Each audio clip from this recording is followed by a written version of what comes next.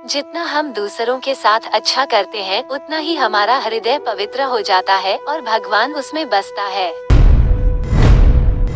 अनुभव ही आपका सर्वोत्तम शिक्षक है। जब तक जीवन है, सीखते रहो।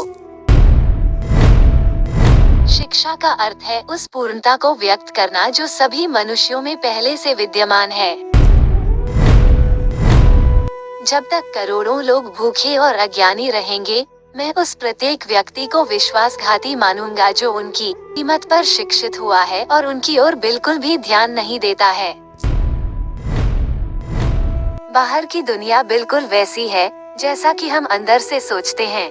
हमारे विचार ही चीजों को सुंदर और बदसूरत बनाते हैं। पूरा संसार हमारे अंदर समाया हुआ है, बस जरूरत है चीजों को सही रोशनी में रखकर देखने की।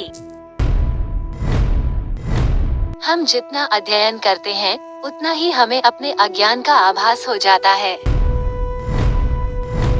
जिसके साथ श्रेष्ठ विचार रहते हैं, वो कभी भी अकेला नहीं रह सकता।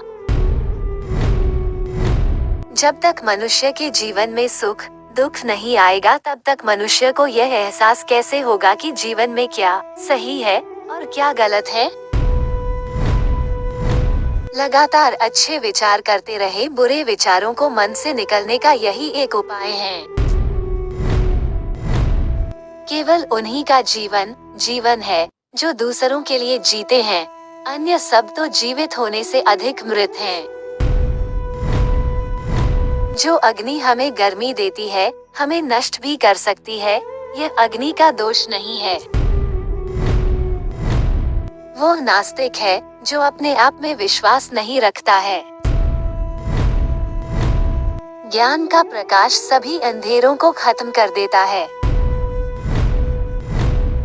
बल ही जीवन है और दुर्बलता मृत्यु। ज्ञान स्वयं में वर्तमान है, मनुष्य केवल उसका आविष्कार करता है। मस्तिष्क की शक्तियाँ सूर्य की किरणों के समान हैं। जब वो केंद्रित होती हैं, चमक उठती हैं।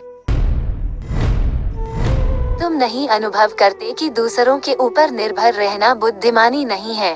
बुद्धिमान व्यक्ति को अपने ही पैरों पर दृढ़तापूर्वक खड़ा होकर कार्य करना चाहिए। आलसी जीवन जीने से अच्छा मरना उचित है। पराजित होकर जीने की तुलना में युद्ध क्षेत्र में मर जाना श्रेयस्कर है। जो भी भयानक, उसका सामना करो। साहस पूर्वक उसके सामने खड़ा होना पड़ेगा। ये देश धर्म, दर्शन और प्रेम की जन्मभूमि है। ये सब चीजें अभी भी भारत में विद्यमान है। मुझे इस दुनिया की जो जानकारी है, उसके बल पर दृढ़तापूर्वक कह सकता हूँ कि इन बातों में भारत अन्य देशों की अपेक्षा अब भी श्रेष्ठ है। शिक्षा क्या है? क्या वो पुस्तक विद्या है? नहीं। क्या वो नाना प्रकार का ज्ञान है? नहीं, ये भी नहीं। जिस संयम के द्वारा इच्छा शक्ति का प्रवाह और विकास वश में लाया जाता है और वो फलदायक होता है, वह शिक्षा कहलाती है। उस ज्ञान उपार्जन का कोई लाभ नहीं जिसमें समाज का कल्याण न हो। आप अपने को जैसा सोचेंगे, आप वैसे ही बन जाएंगे। यदि आप स्वयं को कमजोर मानते हैं तो आप कमजोर ही होंगे, और यदि आप स्वयं को मजबूत सोचते हैं तो आप मजबूत हो जाएंगे। कोई व्यक्ति कितना ही महान क्यों न हो, आंखें मूंदकर उसके पीछे न चलिए। यदि ईश्वर की ऐसी ही मंशा होती, तो वह हर प्राणी को आंख, नाक, कान, मुंह, मस्तिष्क आदि क्यों देता? शिक्षा व्यक्ति में अंतर्निहित पूर्णता की अभिव्यक्ति है।